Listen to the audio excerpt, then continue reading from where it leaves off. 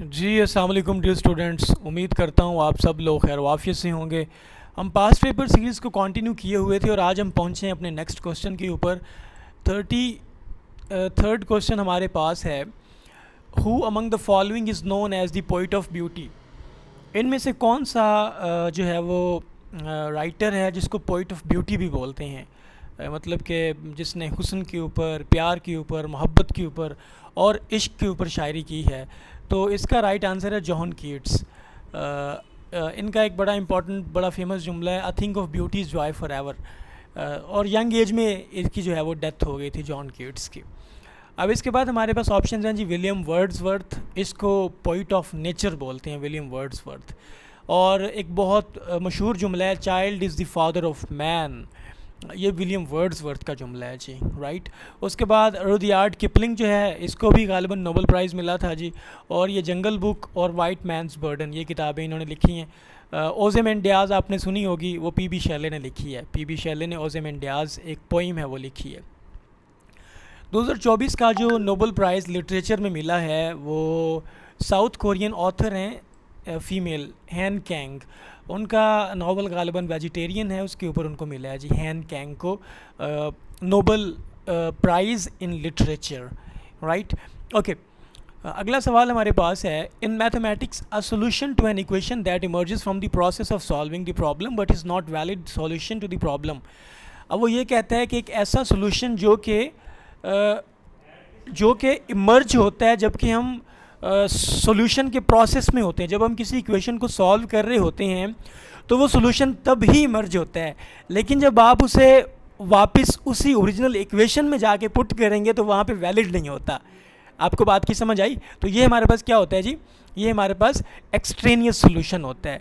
Extraneous मतलब externally है ना, मतलब कि आप जब सॉल्व कर रहे थे इक्वेशन को तब ही वो इमर्ज हुआ है, तब ही वो क्रिएट हुआ है वो सोल्यूशन। लेकिन जब आप उसी सोल्यूशन को वापस ओरिजिनल इक्वेशन के अंदर पुट करोगे तो वो जवाब या उसको सेटिस्फाई नहीं करता ओरिजिनल इक्वेशन को, ठीक है। जैसे फॉर एग्जांपल आपको पता है कि हम दोनों साइड्स पे स्क्वायर ले लेते हैं ना, इक्वल के इस साइड भी हम स्क्वायर ले लेते हैं, फ़र्ज़ी तौर पे तो वो सोल्यूशन हो जाता है, लेकिन वापस जाके जब पुट करोगे तो वो उसको सेटिस्फाई नहीं करता। इसको हम एक्सट्रेनियस सोल्यूशन बोलते हैं। आगे आ जाएँ जी।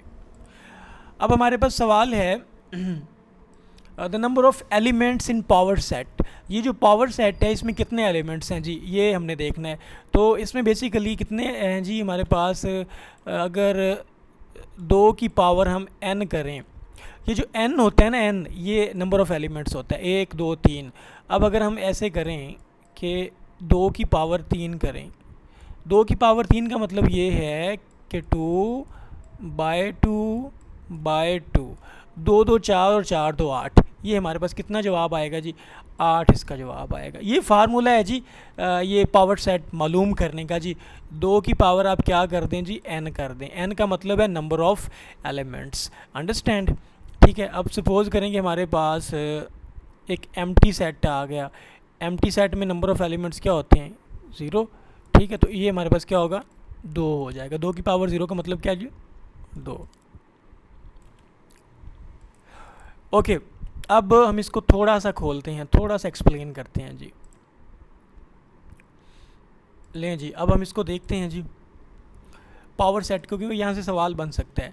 अब power set is the set of all possible subsets, मतलब कि जितने भी पॉसिबल सबसेट बन सकते हैं, पावर सेट क्या होता है, उनका कलेक्शन होता है। पावर सेट क्या होता है जी, कलेक्शन है तमाम पॉसिबल सबसेट्स का एक गिवन सेट में, राइट। जैसे मैं अगर आपको कहूँ कि ये हमारे पास है जी, हमारे पास पावर सेट है जी, इसमें हमारे पास क्या है जी, इसमें A है, B है और C है। अब जब हमने इसका पावर सेट मालूम करना है, जब इसका पावर सेट मालूम करेंगे तो हमने क्या करना है, A लिखना है जी, B लिखना है, C लिखना है, उसके बाद AB, उसके बाद AC लिखें जी, AB प्लस AC, ठीक है। और इसके बाद BC में आएगा, ठीक है। और ये सेट इटसेल्फ, ठीक है, ABC कितने हो गए जी, 1 2 3 4 5 6 और 7, और एक बजाते खुद जो होता है वो एम्प्टी सेट भी होता है। ठीक है, हमेशा स्टार्ट करते हैं जी एम्प्टी सेट से। तो 1 2 3 4 5 6 7 और 8, तो कितने हो गया जी, 2 की पावर 3 किया तो कितने हो गए, ये हमारे पास 8 आ गए। अंडरस्टैंड, यहाँ पे आप डायरेक्ट भी देख सकते थे, इसमें 3 एलिमेंट्स हैं ना, तो 2 की पावर 3 किया तो ये 8 ही बनता है। यहाँ पे ही हमने 8 काउंट कर लिए। अंडरस्टैंड जी। और इसमें the empty set itself and the set itself, जब भी हम पावर सेट मालूम करते हैं तो उसमें आपने एम्प्टी सेट डालना ही डालना है, और वो सेट बजाते खुद भी उसमें आएगा। राइट जी, ये चीज़ें आपने लाजमी इसमें अंडरस्टैंड करनी है। चलें, इसमें अब हम नेक्स्ट देखते हैं जी। अब इसका फार्मूला क्या है हमारे पास, if a set has n elements then its power set will contain 2 की पावर n। ठीक है जी। अब एग्जांपल देखें, सेट ए है हमारे पास, सेट ए, इसमें नंबर ऑफ़ एलिमेंट्स कितने हैं जी, 1 और 2। अंडरस्टैंड। अब इसमें सब सेट्स कितने आएंगे जी, 2 की पावर, जब हमने 2 किया, n हमारे पास 2 की पावर n है ना एक्चुअली हमारे पास, तो इसको पुट करें तो 2 की पावर 2 होगा ना, तो इसको इज़ इक्वल क्या होगा, 2 को 2 के साथ 2 दफ़ा मल्टीप्लाई करना है, तो ये 4 हो गया हमारे पास। ठीक है जी, तो ये हमारे पास 4 इसका आंसर आ गया। जब हमने इसके सेट लिखे तो सेट क्या होगा, पहले आ गया जनाब, सबसे पहले एम्प्टी सेट, देखें जी, सबसे पहले एक एम्प्टी सेट आ गया। अंडरस्टैंड, उसके बाद 1 आ गया, उसके बाद 2 आ गया, उसके बाद 1 और 2, तो ये हमारे पास 4 हो गए, 1 2 3 और 4। ठीक है जी, तो ये हमारे पास ये पावर सेट आ गया, एम्प्टी 1 2 1 2। ठीक है, इधर से वापस नहीं आना, इधर से आगे जाना, 2 1 नहीं करना, 1 2 ही होगा। अब देखें जी, आपके पास सेट बी आ गया जी, ए बी सी, कितने नंबर ऑफ़ एलिमेंट्स हैं, तो पावर सेट निकालें तो 2 की पावर 3 होगा ना, तो 2 की पावर 3, 2 को 3 दफ़ा मल्टीप्लाई करके देख लें जी, 2 मल्टीप्लाई बाय 2 मल्टीप्लाई बाय 2, तो 2 2 4 और 4 2 8। अंडरस्टैंड जी, ये 8 ही खड़ा है आपके सामने। ठीक है, अब उसने क्या किया, सब सेट जब बनाए तो सबसे पहले एम्प्टी, फिर ए, फिर बी, फिर सी, फिर ए बी, फिर ए सी, फिर बी सी। ठीक है, फिर ए बी सी, ये आपके पास खड़ा। ठीक है, एम्प्टी सेट जो है, एम्प्टी सेट जो होते हैं इसमें नंबर ऑफ़ एलिमेंट्स तो 0 होता है, लेकिन इसके जो एम्प्टी सेट होता है इसका सबसेट भी क्या होता है जी, इसका हमारे पास एक ही होता है। समझ आ गई बात की। सपोज़ करो कि हाँ 2 की पावर 0 होगी जब, तो दैट इज़ इक्वल टू 1, 2 की पावर 0 इज़ इक्वल टू 1 होता है। ठीक है जी, तो एम्प्टी सेट का भी एक सबसेट होता है, एम्प्टी सेट का भी एक सबसेट होता है, क्योंकि नंबर ऑफ़ एलिमेंट्स उसमें 0 हैं। 2 की पावर n जब करना है हमने, तो यहाँ पे जब 0 आएगा तो ये हमारे पास 1 हो जाएगा। अंडरस्टैंड, आप इसको करके देख लें, मैथ का रूल है। लें जी, एम्प्टी सेट, इसमें नंबर ऑफ एलिमेंट्स कोई नहीं है, इसमें सबसेट 1 होता है इसका। ये x आ गया हमारे पास, इसमें नंबर ऑफ़ एलिमेंट्स 1 है, और इसमें हमारे पास सबसेट कितने हैं जी, 2। अंडरस्टैंड, देखें ना, सपोज़ करें ये हमारे पास सेट था एक, ठीक है, इसमें एक ही एलिमेंट है। जब आप इनसे सब सेट लिखेंगे तो एक तो एम्प्टी सेट होता है ना, एक एम्प्टी सेट, और ये x बजाते खुद आ गया, 2 हो गए। ठीक है, अब ये X Y number of elements 2 हैं, तो 2 की पावर 2 कर दिया तो 4 हो गया। ये 3 है, 2 की पावर 3 कर दिया तो ये 8 हो गया। ये 4 हैं, 2 की पावर 4 कर दिया तो ये 16 हो गया। उम्मीद है कि आपको इसकी समझ आ गई होगी। ठीक है जी, अभी हम चलते हैं अगले सवाल पे। चलें जी, अगला सवाल हमारे पास है। डियर स्टूडेंट्स, मैं कोशिश कर रहा हूँ कि जहाँ जहाँ से जो पॉसिबल क्वेश्चन पूछा जा सकता है, I would try to help you solve that particular question. Right, अब आप लोगों की ज़िम्मेदारी है कि आप कमेंट में लाजमी बताया करें कि सेशन कैसा चल रहा है, आपकी तैयारी कैसी चल रही है, आपको किस टॉपिक के ऊपर मज़ीद वीडियो चाहिए है, वट एवर यू वांट, आपने लाजमी बताना है जी। ठीक है, ओके, अगला सवाल हमारे पास है जी, how many subsets does an empty subset have. एक जो एम्प्टी सेट होता है उसमें कितने सबसेट्स होते हैं, तो एम्प्टी सेट हैज़ 1 सबसेट, जैसे हमने कर लिया। ठीक है जी, 2 की पावर 0 करोगे ना तो इसका जवाब 1 ही आता है जी। अंडरस्टैंड, ये हमने पीछे सॉल्व करके देख लिया। अब इसमें मज़ीद देखें, वो पीछे हमने सॉल्व किया और ये सवाल आगे आ गया, ये बड़ी कॉमन सी बात थी यहाँ पे। Okay, when a triangle has 2 congruent sides, या 2 इक्वल साइड्स, वो कहता है जब ट्राइंगल की 2 इक्वल साइड्स हों तो उस ट्राइंगल का नाम क्या होता है। 2 इक्वल साइड्स हों तो आइसोस्केल होता है जी उस ट्राइंगल का नाम। जब 2 साइड्स इक्वल हों तो आइसोस्केल उस ट्राइंगल का नाम होता है जी। हम मज़ीद देख लेते हैं, इसको खोल के देखते हैं जी। लें जी, हमारे पास टाइप्स ऑफ ट्राइंगल्स आ गई हैं जी। अब जो स्केलन ट्राइंगल है, स्केलन ट्राइंगल के अंदर तीनों साइड्स जो होती हैं वो डिफरेंट होती हैं। तीनों साइड्स क्या होती हैं जी, डिफरेंट होती हैं। ये हमारे पास क्या होती है जी, सपोज करें ये स्केलन ट्राइंगल है, कोई भी साइड दूसरी साइड के बराबर नहीं होती, ठीक हो गया जी। तो ये हमारे पास क्या है जी, स्केलन ट्राइंगल है। All angles are unequal, no side और एंगल इज इक्वल। तो a triangle which has no equal side या which in which all the sides and angles are unequal, तो वो हमारे पास स्केलन ट्राइंगल होती है। जैसे 5 सेंटीमीटर 7 या 9 है, तो ये स्केलन ट्राइंगल है हमारे पास, ठीक है। अब जिसमें हमारे पास दो साइड्स बराबर थी वो आइसोस्केल थी। क्या थी जी, आइसोस्केल। अब आइसोस्केल ट्राइंगल क्या है जी, दो साइड्स इसमें इक्वल होती हैं, ठीक है जी। अब ये 5-5 की दो साइड्स आ गई हैं, अंडरस्टैंड। इक्विलेटरल ट्राइंगल कौन सी होती है, ऐसी ट्राइंगल जिसमें तीनों साइड्स इक्वल होती हैं, ठीक है जी। इसमें तीनों एंगल्स भी बराबर होते हैं, इसमें तीनों एंगल्स भी क्या होते हैं जी, बराबर होते हैं। सपोज़ करें 60 का एंगल, ये भी 60 का एंगल, ये भी 60 का एंगल, तो इनको प्लस करोगे तो कितना बनेगा आपके पास, 60 multiply by 3 is equal to 180। तो ट्राइंगल के अंदर जो एंगल बनता है वो कितना बनता है जी, 180। और जो हमारे पास सर्कल होता है उसमें कितने एंगल्स होते हैं, 360। ये बात आपने याद रखनी है लाजमी, ठीक है जी। इसमें देखें ये 6 सेंटीमीटर की, सपोज़ वो करता है कि एक ऐसी ट्राइंगल है जिसमें एक साइड 6 है, दूसरी भी 6 है, तीसरी भी 6 है, तो कौन सी ट्राइंगल है, डेफिनेटली इक्विलेटर है। अगर आपको कहे कि एक साइड 6 है, दूसरी भी 6 है, लेकिन तीसरी जो है वो 8 है, तो ये आइसोस्केल है। फिर कहता है कि एक साइड 2 है, अगली 3 है और अगली 5 है, तो ये हमारे पास स्केलन ट्राइंगल होगी, मतलब कि कोई भी साइड बराबर नहीं है। किसी भी तरह से सवाल पूछ सकता है जी। अब हमारे पास राइट ट्राइंगल आ गई जी। राइट ट्राइंगल, इसमें एक एंगल 90 का लाजमी होता है, ठीक है जी। The side opposite to the right angle, उसको हाइपोटेनस बोलते हैं जी। हाइपोटेनस क्या होता है जी, जो 90 के एंगल के बिल्कुल अपोजिट साइड होती है उसको हाइपोटेनस बोलते हैं, और ये सबसे लंबी साइड होती है, ठीक है जी।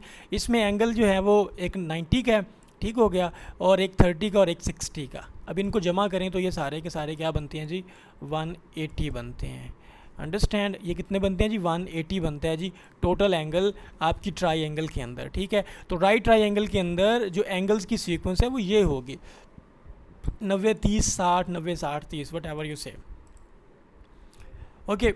अब राइट ट्राइंगल की जहाँ पे बात आएगी वहाँ पे हम पैथागोरियन थ्योरम लाजमी अप्लाई करते हैं, ठीक है। ये अप्लाई होता है राइट एंगल ट्राइंगल के ऊपर, और राइट एंगल ट्राइंगल वो होती है जिसमें एक एंगल 90 डिग्री का होता है, ठीक है। In a right angle triangle square of hypotenuse, square of hypotenuse, ठीक है जी, ये हाइपोटेनस है जी, is equal to the sum of, sum का मतलब क्या है जी, सम ऑफ, ये सम है जी, ठीक है, sum of square of other two sides, ये स्क्वायर आ गया, ये भी स्क्वायर आ गया, इनका सम, ठीक है। ये डेफिनेशन आपकी फॉलो होगी, ये फार्मूला बन गया। In right angle triangle the sum of the square of hypotenuse, ये स्क्वायर आ गया, is equal to sum of other two sides square, ठीक हो गया। ये आपके पास आपका फार्मूला आ गया पूरा। अब ये फार्मूला है जी, देखिए हाइपोटेनस का स्क्वायर इक्वल होता है बेस का स्क्वायर प्लस परपेंडिकुलर का square, C square is equal to A square plus B square. इसमें सी हाइपोटेनस है, लॉन्गेस्ट साइड होती है हाइपोटेनस, ठीक है जी। सपोज करें ये हाइपोटेनस है, ये लंबी साइड है, सबसे ज़्यादा लंबी साइड है, ठीक है जी। ये बेस है आपके पास और ये परपेंडिकुलर है, ठीक है। इसको अगर मैं इस तरह से ड्रा करूँ, ठीक है, ये बेस हो जाएगी, ये हाइपोटेनस होता है और ये क्या होता है, परपेंडिकुलर, ठीक है। इसको यूं कर लें कि ये सी, ये ए है और ये बी है, राइट जी। चलें आगे चलते हैं, हम आगे नेक्स्ट मूव करते हैं। एग्जांपल है जी, एग्जांपल सवाल पूछता है कि एक राइट एंगल ट्राइंगल है, उसमें बेस 6 यूनिट्स है, परपेंडिकुलर 8 यूनिट्स है, उसका हाइपोटेनस मालूम करें। तो हाइपोटेनस मालूम करने का तरीका क्या था, C square is equal to A square plus B square, ठीक है जी। अब सी स्क्वायर ऐसे ही रहा हमारे पास, ए स्क्वायर हमारे पास क्या है जी, 6 का स्क्वायर ले लें और 8 का स्क्वायर ले लें आप, ठीक है। ये 6 6 36 हो जाएगा और ये प्लस 64 हो जाएगा, ऐसे ही है। 36 और 64 हमारे पास कितना हो जाएगा जी, सी स्क्वायर इज इक्वल टू, ये हो गया 100, ठीक है। अब ये 100 हो गया तो अब आप क्या करें जनाब, इधर आप ये ले लें, इधर भी ये ले लें, ठीक है। ये इधर से कट गया और ये हमारे पास 10 आ जाएगा, ये 10 खड़ा है जी आपके पास, ये जवाब है, ठीक है। इसका हाइपोटेनस क्या है जी, 10 यूनिट्स है, अंडरस्टैंड। आगे एक और क्वेश्चन करते हैं हम सॉल्व जी। In right angle triangle base 3 centimetre है, परपेंडिकुलर 4 सेंटीमीटर है, इसका हाइपोटेनस निकाल लें जी। ये हमारे पास फार्मूला था जी। ये हमारे पास बेस आ गई, ये हमारे पास परपेंडिकुलर आ गया, ये आगे चल के 9 हो गया, ये आगे चल के 16 हो गया, ठीक है। अब इसको हमने किया प्लस, तो ये हो गया 25, ठीक है। अब सी स्क्वायर इज इक्वल टू 25, ठीक है। अब इधर स्क्वायर रूट लिया, इधर भी स्क्वायर रूट लिया, तो ये इससे कट गया और ये हमारे पास राइट वो बन गया, इसका राइट स्क्वायर रूट बन गया जी 5 का, ठीक है जी। ये 5 जवाब आ गया हमारे पास। आगे दूसरी एग्जांपल हमारे पास है, अ ladder is 13 feet long, 13 foot लंबी है जी ये सीढ़ी, जो जिसकी हाइट बनती है 12 feet. How far is the base, उसकी बेस दीवार से कितनी दूर होगी, ठीक है जी। सपोज़ करें ये दीवार लगी हुई थी, ये दीवार थी जी हमारे पास, ठीक है, और ये हमने सीढ़ी लगाई हुई थी, ठीक है, ये हमने लगाई हुई थी सीढ़ी, ठीक है। वो कहता है कि जनाब इतनी लंबी है और इतनी ऊंची है, ये उसने बता दिया 13 और 12, और वो कहता है कि इनके दरमियान ये डिफरेंस क्या है, कितना डिफरेंस है बेस और इसके दरमियान, ठीक है जी। अब ने सिंपल क्या करना है जी, हमने हाइपोटेनस वाला फार्मूला लगा देना है। ये हमने हाइपोटेनस वाला फार्मूला लगाया। आपने क्या करना है, 13 जो है आपके पास हाइपोटेनस है, 12 आपके पास उसकी क्या है जी परपेंडिकुलर है, और बेस जो है, अब आपने क्या करना है, ये फार्मूला जैसे ही आपने लगाना है ए स्क्वायर प्लस बी स्क्वायर, ठीक है। तो सी की जगह पे आप 13 का स्क्वायर लगा दें, ए की जगह पे आप 12 का स्क्वायर लगा दें, प्लस बी का स्क्वायर, ठीक है। अब ये क्या होगा कि ये 13 का स्क्वायर हमारे पास क्या बनता है जी 169, ठीक है। ये यहाँ पे प्लस हो रहा है तो यहाँ पे आके माइनस हो जाएगा, minus 144 is equal to B का स्क्वायर। अब जब ये इधर जाएगा तो माइनस ही हो जाएगा ना, 12 स्क्वायर होता है 144, तो ये पीछे बचता है 25, ठीक है। इधर हमारे पास बी का स्क्वायर था, तो इसको जब हमने परफेक्ट स्क्वायर बनाया तो ये बन गया 5, तो इसका जवाब है जी 5 हमारे पास। अंडरस्टैंड। अब आपको ये पाइथागोरस थ्योरम लगाना आ गया। इस एग्जाम्पल को आपने खुद सॉल्व करना है, इस एग्जाम्पल को भी आप लोगों ने खुद सॉल्व करना है, राइट जी। चले अब हम थोड़े से एंगल्स को भी पढ़ लेते हैं। कभी कभार कमीशन एंगल्स पे भी पूछ लेता है कि ये कौन सा एंगल है, वो कौन सा एंगल है, राइट। तो एक हमारे पास है जी एक्यूट एंगल। एक्यूट एंगल ऐसा एंगल होता है जो 90 से कम होता है। ये 30 भी हो सकता है, 45 भी हो सकता है, 60 भी हो सकता है, राइट। ये हमारे पास एक्यूट एंगल होता है, राइट जी। तो जो राइट ट्रायंगल होती है उसमें हमारे पास देखिए एक तो राइट एंगल है और 2 एक्यूट एंगल हैं, क्योंकि एक होता है 60 का और एक होता है 30 का। अंडरस्टैंड। तो ये हमारे पास फिर भी ये दोनों एक्यूट ही होंगे, क्योंकि देखो बात दूसरा 90 का नहीं हो सकता। फिर राइट एंगल है, राइट एंगल एग्जैक्टली 90 डिग्री का होता है। ऑब्ट्यूज़ एंगल 90 से तो बड़ा है, ठीक है, लेकिन 180 से छोटा होगा ऑब्ट्यूज़ एंगल, ठीक है। स्ट्रेट एंगल सारा का सारा 180 का होगा, ठीक है। अब आपने इसको याद कैसे करना है, ये है ना अरोज़, ये क्या बन रहा है अरोज़, ये ए है अरोज़, ठीक है जी। ए से एक्यूट जो 90 से छोटा, राइट 90, ऑब्ट्यूज़ 90 से बड़ा, 180 से छोटा, स्ट्रेट 180 हो गया पूरा का पूरा। अंडरस्टैंड जी। आगे एक बचता है जी रिफ्लेक्स एंगल। अब रिफ्लेक्स एंगल 180 से तो बड़ा होगा लेकिन 360 से छोटा होगा, ये रिफ्लेक्स एंगल है। अब आगे एक फुल एंगल या कंप्लीट एंगल है, वो 360 का होता है। अंडरस्टैंड। अब आपको एंगल्स का भी पता चल गया यहाँ से, राइट जी। चलें अब हम बढ़ते हैं अपने अगले सवाल की जानिब। अगला सवाल हमारे पास है डियर स्टूडेंट्स कि ये सवाल है जी, ये हो गया। अब देखें ये सवाल आपको बड़े अच्छे से आ गया। अब when a triangle has 2 congruent sides it is called आइसोस्केल। इक्विलेटरल में ऑल साइड्स इक्वल, स्केलन के अंदर नो साइड इक्वल। यहाँ पे मैंने शॉर्ट नोट्स भी बना दिए हैं, ठीक है। अब वो ये कहता है is equal to the sum of all values in a data divided by the number of values in data. इसको हम मीन बोलते हैं, मोड बोलते हैं, मीडियन बोलते हैं।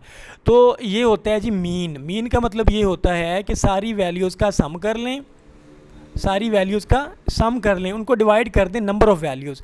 अब ये सारी सपोज करें ये वैल्यूज़ थी, ठीक है, इनको जमा किया। अब नंबर ऑफ़ वैल्यूज़ से इनको डिवाइड कर दें, तो कितनी वैल्यूज़ हैं 1 2 3, 3 से इनको डिवाइड कर दिया, ठीक है। तो 5 डिवाइडेड बाय ये 3 होगा। इसको सॉल्व करेंगे तो ये निकलेगा मीन। आपका क्या निकलेगा जी मीन। और एवरेज भी यही होती है ना कि सारी वैल्यूज़ को ऐड करना और नंबर ऑफ़ वैल्यूज़ से उनको क्या कर देना, डिवाइड कर देना। ये एवरेज भी होती है, इसको अरिथमेटिक मीन भी बोलते हैं। इसको हम थोड़ा सा यहाँ पे मज़ीद खोलते हैं जी। स्टे विद मी, इंशाल्लाह क्वालिटी नोट्स भी आपको मिलेंगे। The mean is the average of a set of numbers. It is calculated by adding all values, सब वैल्यूज़ को ऐड कर दो और उनको नंबर ऑफ़ वैल्यूज़ से डिवाइड कर दो। एग्जांपल देता हूँ जी, 2 प्लस 4 प्लस 6 प्लस 6, ठीक है। अब इनको डिवाइड करेंगे 4 से, क्योंकि 4 वैल्यूज़ हैं, 1 2 3 और 4, ठीक है। ये इसका क्या आ जाएगा जी, एवरेज आ जाएगा, अरिथमेटिक मीन आ जाएगा। आगे देखें जी, ये फार्मूला आ गया जी, sum of all values, sum of all values. Suppose करें ये वैल्यूज़ थी 1 3 4 6 10 22। अब इन सब को करेंगे जमा, ये यहाँ पे आ जाएंगी, ठीक है। और divided by number of values कितनी है, 1 2 3 4 5 और 6 से डिवाइड कर दिया। अब एग्जांपल देखें, इनका जी मीन निकालना है जी। इन सब को जमा करें, 4 जमा 8 जमा 6 जमा 10 जमा 12 और divided by their number of values. तो 5 है ना, तो 5 से डिवाइड कर दिया, ये जवाब आ गया आपके पास। आपने कोशिश करनी है कि ख़ुद ही आपने मीन एक और 2 वैल्यूज़ का भी आपने ख़ुद मालूम करना है, ठीक है। अब आ गया मीडियन। मीडियन क्या होता है जी, मीडियन होता है जी बिल्कुल जो मिडल में वैल्यू आ जाए ना, जो बीच में बिल्कुल दरमियान में वैल्यू आ जाए, वो हमारे पास क्या होती है जी, वो मीडियन होती है। सपोज़ करें ये, अब देखें बिल्कुल दरमियान में कौन सी वैल्यू है, इधर भी 2 हैं, इधर भी 2, दरमियान में ये आ गया, तो ये हमारे पास क्या है जी, मीडियन है। Understand the middle value when the data is arranged in ascending और डिसेंडिंग ऑर्डर। शर्त ये है कि डाटे को सबसे पहले आपने अरेंज करना है 1 2 3 4 5 इस तरह से, ठीक है, या 2 4 5 6 7 8 जिस तरह भी, तो ये ऑर्डर के अंदर अरेंज होगा। फिर उनमें जो दरमियान में वैल्यू आएगी वो क्या होगी, उसको हम मीडियन बोलते हैं, ठीक है। अब सपोज़ करें वैल्यू इस तरह से जुड़ी हुई है, 2 1 3 8 और 5। अब यहाँ से आपने नहीं कह देना कि ये वाली मीडियन है, नहीं, बल्कि आपने इसको पहले अरेंज करना है, 1 2 3 5 और 8।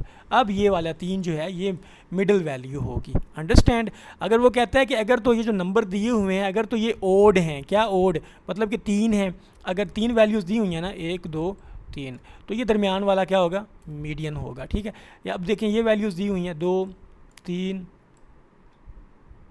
8 9 और 10, कितनी है जी, तो ये वाला दरमियान में आता है, इधर भी 2 हैं इधर भी 2, ये बिल्कुल दरमियान में आया, तो ये मीडियन है, ठीक है। अब समटाइम्स ऐसे भी तो हो सकता है ना, 2 4 6 और 8, अब 4 हैं, अब दरमियान में तो कोई वैल्यू है ही नहीं, अब मीडियन कैसे ढूंढेंगे। अब क्या करना है कि इन दोनों को प्लस करना है डिवाइडेड बाय 2, ठीक है जी।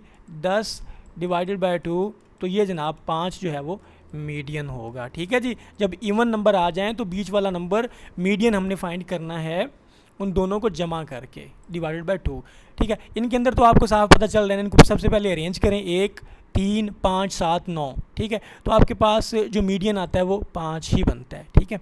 जब इधर देखें 4 8 10, तो इसको सबसे पहले अरेंज करें, 4 6 8 और 10। अब दरमियान वाली ये वैल्यूज़ हैं 6 और 8, इनको करें प्लस और 2 से डिवाइड करें तो 7 आपके पास क्या होगा, मीडियन होगा। अंडरस्टैंड जी। अब आपके पास मोड आ गया। मोड हम किसे बोलते हैं, मोड वो होता है जो बार बार रिपीट होता है, मोस्ट रिपीटेटिव वैल्यू, मोस्ट जो रिपीट होती है वैल्यू उसको हम मोड बोलते हैं। जो मोस्ट फ्रिक्वेंटली आती है वैल्यू वो क्या होता है, मोड होता है। देखें 1 3 4 6 3 8 7 3। अब कौन सी वैल्यू रिपीट हुई है सबसे ज़्यादा, 1 2 और 3, 3 जो है 3 दफ़ा रिपीट हुआ है, तो ये हमारे पास मोड होगा। 3 हमारे पास क्या है जी, मोड होगा। अंडरस्टैंड जी। बिल्कुल इसकी एग्जांपल आप इस तरह देख लें, 1 4 8 9 4 6 5, क्या है जी, मोड क्या है, ये वाला, ये 4 एक दफ़ा आया फिर 2 दफ़ा आया, सबसे ज़्यादा बार ये 4 आया, तो ये हमारे पास क्या है जी, मोड है। समझ आ गई बात की। ये एग्जांपल्स हैं आपके पास। Understand dear students, I hope कि यहाँ तक आपको समझ आ गई होगी। बिल्कुल। अगला सवाल देखते हैं जी हम। अगला सवाल हमारे पास है कि वो क्या चीज़ होती है which is a representation of frequency distribution. तो हिस्टोग्राम जो होता है, हिस्टोग्राम हमारे पास फ्रीक्वेंसी डिस्ट्रीब्यूशन का एक चार्ट होता है, राइट। इसके एक साइड पे हमारे पास इंटरवल आ जाता है एक साइड पे क्या होता है जी, ये इंटरवल है एक्स एक्सिस पे, और राइट एक्सिस के ऊपर उसकी फ्रीक्वेंसी आ जाती है, ठीक है जी। ये सपोज कर लें हाइट आ गई, और ये उसकी फ्रीक्वेंसी आती है इस साइड पे कि कितनी दफ़ा ये इवेंट हुआ है। इसको हम हिस्टोग्राम बोलते हैं जी, हिस्टोग्राम। अंडरस्टैंड। देखिए, representation of frequency distribution by means of rectangles whose width represent class intervals and whose areas are proportional to corresponding frequencies. समझ आ गई, हुज एरियाज आर, ठीक है। तो ये हमारे पास सपोज करें, ये हमारे पास फ्रीक्वेंसी हिस्टोग्राम है, इधर सारी इसकी क्या होगी, ये हाइट होगी, सपोज कर लें हाइट होगी, और ये हमारे पास फ्रीक्वेंसी होती है इस साइड पे, ये हिस्टोग्राम होता है। अगला सवाल है, which instrument is suitable to measure the internal diameter of a test tube. Test tube का अगर आपने इंटरनल डायमीटर मालूम करना हो तो उसके लिए वर्नियर कैलिपर जो है वो बेहतरीन इंस्ट्रूमेंट है हमारे पास, ठीक है। इसमें मज़ीद डेप्थ में सवाल जा ही नहीं सकते, उसकी वजह ये है कि क्योंकि इसमें मज़ीद क्या पूछ सकता है आपसे। अगला सवाल है, crude oil is heated in furnace up to 400 degree centigrade तक इसको हीट किया जाता है जी, क्रूड ऑयल को। तो यहाँ तक आपका लेक्चर मुकम्मल हुआ। कोशिश करें इसको आप रिवाइज़ करें, पढ़ें, और इंशाल्लाह things are going to better. Thank you so much, may Allah bless you.